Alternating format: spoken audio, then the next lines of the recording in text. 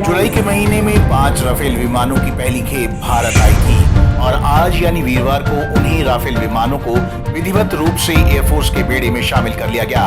आज Ambala air force station में देश के रक्षा मंत्री राजनाथ सिंह, हरियाणा के गृह मंत्री अनिल विज सहित एयरफोर्स के आला अधिकारियों की मौजूदगी में राफेल को एयरफोर्स के बेड़े में शामिल किया गया।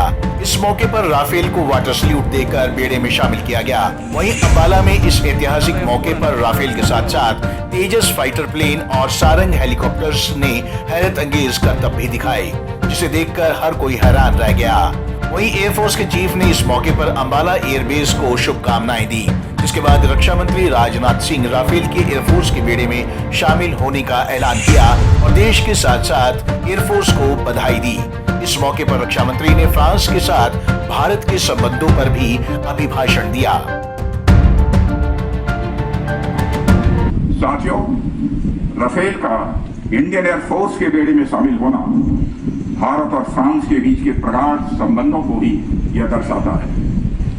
भारत और फ्रांस लंबे समय से आर्थिक, सांस्कृतिक और राजनीतिक रणनीतिक यह साझेदार रहे हैं।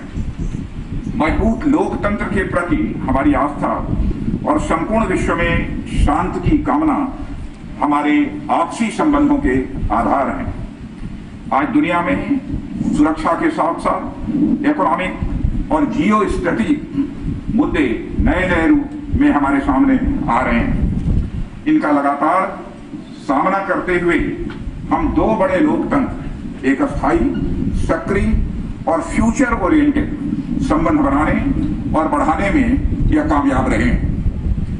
हमने न सिर्फ एक दूसरे की जरूरतों और चुनौतियों को गहराई से समझा है, बल्कि उनसे पार पाने की दिशा में कदम से कदम मिलाकर हम आगे बढ़ रहे हैं।